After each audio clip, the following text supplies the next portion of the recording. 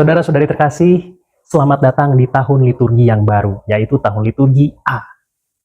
Minggu lalu kita sudah merayakan Hari Raya Kristus Raja Semesta Alam yang merupakan penutup dari tahun liturgi C. Dan mulai minggu ini kita akan memasuki tahun liturgi yang baru dengan merayakan Minggu Advent pertama. Sebetulnya apa sih makna dari masa Advent itu? Kenapa harus ada masa Advent? Untuk mengetahuinya kita bisa memulai dari mengetahui apa arti dari kata Advent. Advent berarti kedatangan. Kedatangan siapa? Tentu saja kedatangan Tuhan Yesus. Masa Advent dikenal sebagai masa persiapan sebelum Natal. Jadi biasanya ada 4 pekan sebelum hari Natal, dan 4 pekan ini disebut sebagai masa Advent.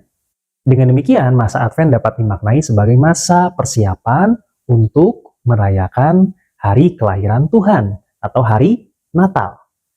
Tuhan datang ke dunia 2000 tahun yang lalu. Lahir ke dunia sebagai manusia dari rahim seorang perawan yang bernama Maria, dan itulah yang kita rayakan pada hari raya Natal. Kita bersyukur atas kehadiran Tuhan di dunia ini sebagai manusia, mau menjadi sama seperti kita. Akan tetapi, kedatangan Tuhan Yesus tidak hanya terjadi satu kali, yaitu 2000 tahun yang lalu di Bethlehem. Tidak, Gereja Katolik sampai dengan hari ini mengimani bahwa akan ada kedatangan Tuhan Yesus yang kedua kali, yaitu pada akhir zaman. Ia akan datang sebagai hakim sekaligus sebagai raja. Dan saudara-saudari, masa Advent adalah masa persiapan untuk dua kedatangan ini. Jadi kita mempersiapkan diri untuk bersyukur atas Natal, atas kelahiran Yesus waktu itu 2000 tahun yang lalu, sekaligus juga kita mempersiapkan diri untuk kedatangan Yesus yang kedua. Minggu Advent pertama ini akan lebih fokus pada kedatangan Yesus yang kedua, bukan pada kedatangan Yesus waktu dilahirkan di Bethlehem. Maka, tidak heran kalau nanti kita akan melihat teks-teks bacaan liturgi yang berkaitan dengan akhir zaman. Apa isi dari bacaan ini? Kita akan mengulasnya dalam Insap kali ini, Intip Sabda bersama dengan Frater Evi. Mari bersama-sama kita melihat bacaan Injilnya terlebih dahulu yang diambil dari Matius 24 ayat 37 sampai 44. Dalam bacaan ini kita akan melihat gambaran tentang kedatangan Yesus yang kedua itu dalam 3 bentuk gambaran, saudara-saudari. Gambaran yang pertama kita dapatkan dari gambaran tentang orang-orang yang hidup pada zaman Nabi Nuh. Pada waktu itu, orang-orang yang hidup pada zaman Nabi Nuh, sebelum air bah datang, mereka itu, kalau dikatakan dalam Injil Matius, mereka makan, minum, kawin, dan mengawinkan, dan seterusnya. Pertanyaannya, emang salah ya makan dan minum? Tidak, tentu saja tidak. Itu adalah aktivitas keseharian yang sangat wajar, normal, dan memang biasa saja. Tidak ada yang salah dengan semuanya itu.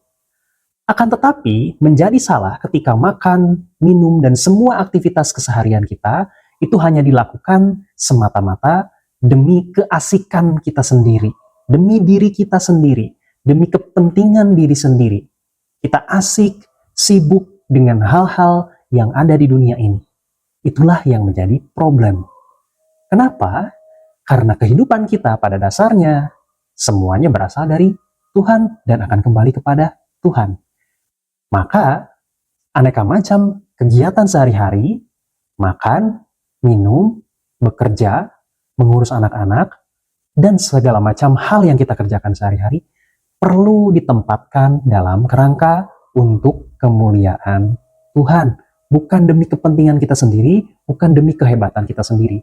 Jangan sampai kita jadi terlena dengan hal-hal yang ada di dunia, sibuk kesana kemari, tapi tidak tahu sebetulnya apa yang dituju. Itulah yang terjadi pada zaman Nabi Nuh hidup sebelum air bah datang. Mereka itu seakan-akan seperti nyuekin Tuhan. Tuhan dicuekin. Tuhan tidak dipandang. Tuhan tidak dianggap. Mereka pun tidak bisa membaca tanda-tanda zaman seperti yang dilakukan oleh Nabi Nuh. Dan ketika Nabi Nuh membuat bahtera, yang lain malah asik-asik sendiri saja. Kemudian datanglah air bah secara tiba-tiba di luar dugaan mereka. Dan yang selamat itu hanya keluarganya Nabi Nuh. Karena keluarga Nabi Nuh masih ingat pada Tuhan, bisa membaca tanda-tanda zaman, dan tahu apa yang harus dilakukan. Apa tujuan hidup yang sesungguhnya. Jangan-jangan kita pun saat ini, saya dan Anda, hidup seperti orang-orang pada zaman Nabi Nuh. Asik sendiri, dan tidak mempedulikan lagi yang namanya akhir zaman atau kedatangan Yesus yang kedua. Tidak dipedulikan. Mungkin itu masih lama. Emang iya sih beneran akan ada akhir zaman? Emang beneran Yesusnya akan datang untuk kedua kalinya? Nah, kalau mulai muncul pertanyaan-pertanyaan seperti itu, pertanyaan-pertanyaan yang meremehkan, masa Advent adalah masa untuk mengingat kembali. Kita disadarkan kembali bahwa kita ingat, hidup kita di dunia ini tidak selamanya, akan ada akhir dari segala sesuatu yang oleh Gereja Katolik diimani sebagai kedatangan Yesus yang kedua. Yuk, jangan diremehkan. Kita ingat dari mana kita berasal dan kemana hidup kita akan tertuju. Kalau bukan Tuhan, mau kemana lagi hidup kita arahnya? Jangan lupa, kedatangan Yesus yang kedua itu datangnya seperti air bah. Tidak diduga-duga. Bisa datang kapan saja. Hari ini mungkin saja kalau Tuhan mau. Sesudah menonton video ini, mungkin saja kalau Tuhan mau. Kita tidak pernah tahu kapan sesungguhnya akan datang. Maka, yuk kita ingat. Gambaran yang kedua kita peroleh dari bagian berikutnya sesudah pembahasan tentang Nabi Nuh. Dalam Injil Matius ini dikatakan bahwa kalau ada dua orang yang sedang bekerja di ladang, yang satu mungkin akan dibawa, tapi yang lain akan ditinggalkan. Kalau ada dua orang perempuan yang sedang menggiling gandum, yang satu mungkin akan dibawa, yang lain mungkin akan ditinggalkan. Apa maksudnya dari perkataan ini? Apa maksudnya dari gambaran kedua ini? Gambaran yang kedua ini ingin mengingatkan kepada kita bahwa nanti pada saat Yesus datang untuk yang kedua kalinya sebagai hakim dan sebagai raja, yang akan dilihat itu adalah kualitas dari pribadi masing-masing. Jadi tidak ada yang namanya kedekatan relasi dengan orang lain yang mungkin lebih suci dari kita. Misalnya, suami saya orang yang suci kok, jadi nanti kalau misalnya Tuhan Yesus datang untuk yang kedua kalinya, saya akan kebawa-bawa sama kesuciannya dia. Atau sebaliknya, istri saya orangnya suci kok, setiap minggu ke gereja, dia sangat aktif di gereja, orangnya sangat baik, sering berbagi dengan orang-orang yang membutuhkan. Tapi saya mah ya hidup biasa-biasa aja, ya kalau mau ke gereja sesekali aja lah, nggak usah tiap minggu, nggak apa-apa lah, nanti juga kalau Tuhan Yesus datang untuk yang kedua kalinya, saya akan kebawa-bawa kecipratan sama kesuciannya istri saya. Jangan sampai kita berpikir begitu. Karena kalau ada dua orang yang sedang bekerja di ladang, yang satu mungkin akan dibawa, yang lain mungkin akan ditinggalkan. Jadi, keselamatan pada akhir zaman itu tidak ditentukan oleh kualitas karena kedekatan relasi. Tidak ada tebeng-menebeng, tidak ada bonceng-membonceng. Saya mau bonceng suami saya yang suci, saya mau menebeng istri saya yang suci, saya mau menebeng orang tua saya yang suci. Tidak. Semuanya diukur dari kualitas pribadi kita masing-masing. Maka yang perlu kita ingat adalah, mari kita pertanggungjawabkan hidup kita masing-masing dengan sebaik-baiknya. Kita bersyukur kalau kita punya istri yang suci, punya suami yang kudus, punya anak-anak yang baik, punya orang tua yang suci. Bersyukur, karena artinya kita bisa belajar dari mereka. Tapi jangan sampai kita hanya menonton saja. Kita juga perlu belajar menjadi baik juga. Gambaran yang ketiga itu disampaikan dengan menggunakan perumpamaan pencuri yang datang di malam hari. Saudara-saudari, pencuri yang datang di malam hari itu harus diwaspadai. Karena mereka bisa saja datang kapanpun. Dan yang bisa menyelamatkan kita hanyalah sikap waspada. Maka pesan yang ingin disampaikan kepada kita adalah berjaga-jagalah. Dengan demikian, tadi kita ingat ada 3 gambaran tentang kedatangan Yesus yang kedua. Yang pertama, kedatangan Yesus itu seperti air bah pada zaman Nuh. Datangnya tidak terduga, dan seringkali mungkin kita menjadi bagian seperti orang-orang yang hidup di zamannya Nuh. Tuhan dicuekin, tidak dipedulikan, kita tidak peduli lagi soal akhir zaman. Pokoknya yang penting untuk saya hanyalah hidup saya sendiri di dunia ini saja. Saya tidak peduli lagi dengan akhir zaman dan segala sesuatu yang ada di sana, yang diceritakan di gereja itu saya tidak peduli lagi. Jangan sampai kita jatuh seperti orang-orang yang hidup pada zaman Nabi Nuh. Gambaran yang kedua tadi, kalau ada 2 orang yang relasinya dekat, kedekatan relasi itu tidak akan menentukan keselamatan kita itu bersama-sama. Tidak ada nebeng keselamatan itu. Tidak ada bonceng. Suami saya suci, kalau sayanya tidak suci, dan Tuhan tidak berkenan menyelamatkan saya, ya saya tidak akan dibawa. Saya tidak akan diselamatkan. Maka mari bertanggung jawab dengan hidup kita masing-masing. Gambaran yang ketiga, kedatangan Yesus yang kedua itu seperti pencuri yang datang di malam hari. Kita diajak untuk waspada. Selalu waspada. Kapanpun itu bisa terjadi. Itulah yang bisa kita lihat dari teks bacaan Injil. Sekilas kalau kita hanya membaca teks bacaan Injil, maka mungkin kita akan mendapatkan gambaran akhir zaman yang menegangkan. Atau bahkan mungkin boleh dikatakan menyeramkan. Tapi sebetulnya akhir zaman, kedatangan Yesus yang kedua itu bukan sesuatu yang menyeramkan. Sama sekali tidak. Tahu dari mana, Frater? Mari kita lihat dari bacaan pertama. Bacaan pertamanya diambil dari Yesaya bab 2 ayat 1 sampai 5. Bacaan pertama ini ingin menunjukkan bagaimana visi atau gambaran kedatangan Yesus yang kedua, gambaran akhir zaman yang sebetulnya penuh dengan kedamaian. Sekurang-kurangnya ada 3 hal juga yang ingin disampaikan dalam bacaan ini. Yang pertama, bagian awal, teks dari kitab Nabi Yesaya mengatakan, gunung Tuhan akan berdiri kokoh kuat. Ini adalah gambaran bahwa pada akhir zaman, segala sesuatunya itu akan berpusat pada Tuhan. Lalu yang kedua, juga dikatakan di dalam teks ini, semua bangsa akan datang berduyun-duyun ke sana. Artinya semua orang itu pengen masuk ke dalam rumah itu. Artinya semua orang itu menantikan rumah itu datang. Rumah Tuhan yang berdiri kokoh kuat itu dinantikan, bahkan orang-orang antusias mau berjalan ke sana. Semua bangsa dari aneka macam tempat pengen datang ke sana. Lalu hal yang ketiga yang juga disampaikan dalam teks bacaan pertama adalah bahwa nanti akan ada perubahan yang besar. Aneka macam perang dan konflik itu akan hilang. Dikatakan bahwa bangsa-bangsa itu akan berhenti latihan perang. Bahkan juga dikatakan mereka akan menempa pedang-pedangnya menjadi mata bajak dan tombak-tombaknya menjadi pisau pemangkas. Maksudnya apa? Pedang-pedang akan ditempa menjadi mata bajak. Pedang itu kan alat yang digunakan untuk membunuh orang, untuk berperang. Pedang itu akan ditempa menjadi mata bajak. Dan tombak-tombaknya, juga alat perang, akan ditempa menjadi pisau pemangkas. Jadi yang sebelumnya adalah alat-alat perang, alat-alat untuk membunuh orang, alat-alat untuk membuat pertikaian, itu akan ditempa atau diubah menjadi alat-alat pertanian. Ini mata bajak dan pisau pemangkas. Alat-alat pertanian ini kan alat-alat yang sifatnya produktif. Bukan untuk membunuh, tapi untuk menghasilkan sesuatu yang berguna. Menghasilkan berkat bahkan. Artinya ada perubahan besar. Perang akan hilang, artinya akan terjadi situasi yang damai, dan orang-orang akan saling berbagi berkat. Akan menjadi produktif. Tidak akan lagi saling membunuh, tetapi justru saling membantu. Damai. Itulah hal yang ketiga yang disampaikan dalam teks Nabi Yesaya ini. Dengan demikian, sebetulnya akhir zaman atau kedatangan Yesus yang kedua itu bukan sesuatu yang menyeramkan. Sama sekali tidak. Kan dikatakan, Tuhan akan menjadi pusat, semua orang akan datang ke sana, pengen masuk ke dalam rumah itu, ke dalam gunung Tuhan yang berdiri kokoh kuat itu. Dan pada saat itu terjadi, orang-orang tidak akan lagi latihan perang, semua tombak dan pedang akan ditempa menjadi alat-alat yang justru menghasilkan berkat, bukan untuk saling membunuh lagi. Saudara-saudari, kalau kita lihat juga referen dari Mazmur Tanggapan, itu bunyinya seperti ini.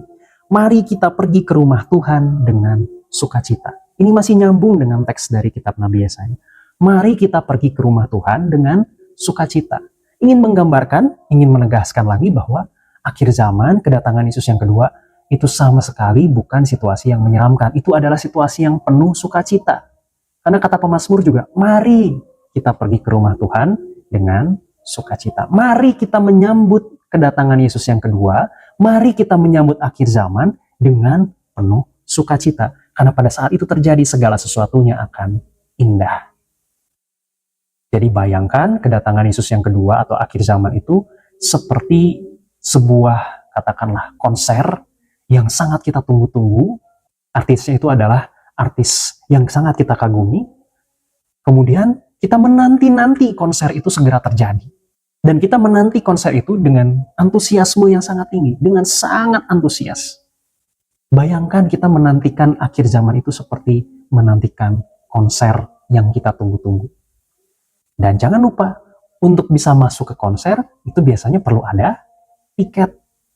Nah, tiketnya, kalau mau menyambut akhir zaman, tiketnya adalah kita mempersiapkan diri kita masing-masing, seperti yang tadi ditegaskan dalam bacaan Injil. Waspadalah, siapkanlah diri dengan sebaik-baiknya, bertanggung jawablah dengan kehidupan sendiri. Jangan sampai kita berpikir, nanti saya mau nebeng sama kesuciannya istri saya, suami saya, anak saya, orang tua saya, saudara saya, teman dekat saya, dan seterusnya. Jangan. Mari kita waspada, berjaga-jaga, mempersiapkan diri kita masing-masing dengan sebaik-baiknya. Berbicara soal tiket untuk masuk ke dalam akhir zaman yang penuh dengan kedamaian itu, bagaimana caranya? Atau bagaimana supaya tiket itu semakin ada di tangan kita?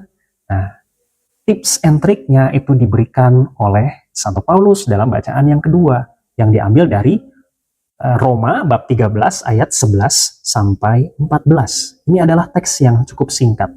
Dikatakan oleh Paulus dalam bacaan yang kedua, saatnya telah tiba bagi kamu untuk bangun dari tidur. Ini nyambung tadi dengan bacaan Injil. Kalau selama ini kita masih cuek dengan segala hal yang sifatnya rohani, dengan aneka macam hal yang berkaitan dengan akhir zaman, kedatangan Yesus. Nah, inilah saatnya kita bangun dari tidur. Kalau kata Santo Paulus, yuk bangun dari tidur. Kalau kemarin kita masih tidur, kita masih cuek, kita masih nggak peduli, masih meremehkan, nggak masalah. Hari ini, nah di masa Advent ini, yuk kita bangun dari tidur. Kemudian Rasul Paulus memberikan langkah-langkah konkretnya. Kita sebaiknya melepaskan baju tidur kita. Yang kemarin kita pakai untuk tidur itu, yuk kita lepas, kita ganti dengan baju yang baru.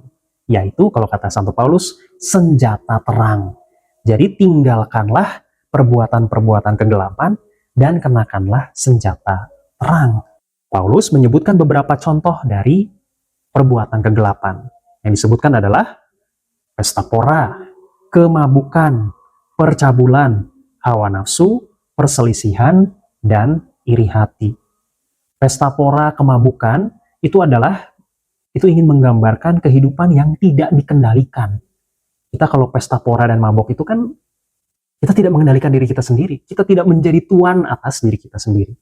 Demikian pula percabulan dan hawa nafsu.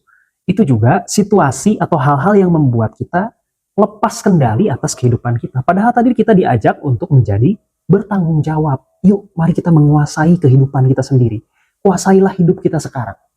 Jangan sampai kita menjadi hamba dari pesta pora, kemabukan, percabulan, hawa nafsu. Juga jangan sampai kita menjadi hamba dari perselisihan dan iri hati. Perbuatan-perbuatan kegelapan ditinggalkan dan mari menggunakan senjata terang.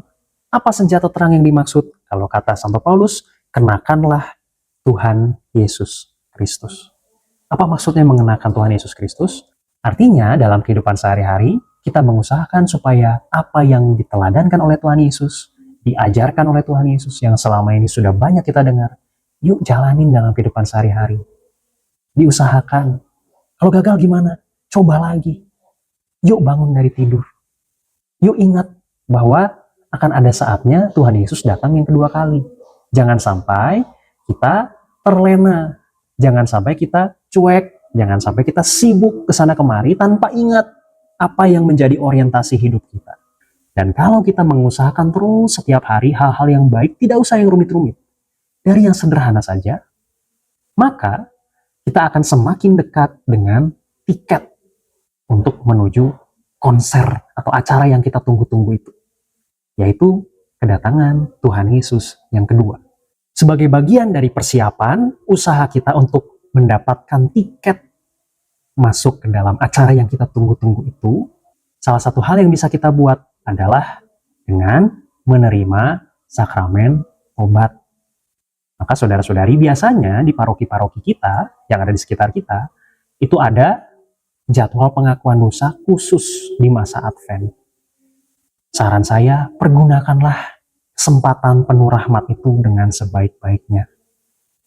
Ruang pengakuan itu adalah tempat yang penuh rahmat. Dosa-dosa kita, baik yang ringan maupun yang berat, itu ada kesempatan untuk diampuni. Dan jangan khawatir, jangan takut itu bocor. Karena rahasia pengakuan itu sangat dijamin. Yang tahu dosa kita itu hanya diri kita sendiri dan Tuhan Sang Maha Pengampun yang hadir dalam diri imam yang mendengarkan pengakuan Anda. Maka jangan ragu-ragu kalau mau mengaku dosa. Kalau Anda mau ikut jadwal pengakuan dosa yang sudah ditetapkan di paroki, silakan. Tapi kalau Anda mau mengaku dosa di luar jam itu pun tidak menjadi masalah, karena pengakuan dosa itu bisa dimohonkan kapan saja. Kalau Anda ketemu seorang pastor, seorang imam, silahkan disampaikan saja, saya ingin mengaku dosa. Pada intinya, gunakanlah kesempatan penuh rahmat ini dengan sebaik-baiknya. Masa Advent menjadi masa penantian penuh pengharapan akan kedatangan Tuhan Yesus. Baik kedatangan Tuhan Yesus 2000 tahun yang lalu, yang hari ini sampai hari ini kita syukuri, maupun kedatangan Yesus yang kedua, nanti, yang kita tidak tahu kapan, yang datangnya seperti pencuri di malam hari itu.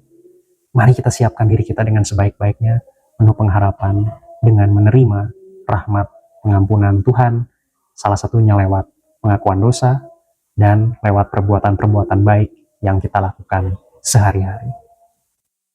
Kemuliaan kepada Bapa dan Putra dan Roh Kudus, seperti pada permulaan, sekarang, selalu, dan sepanjang segala abad. Amin.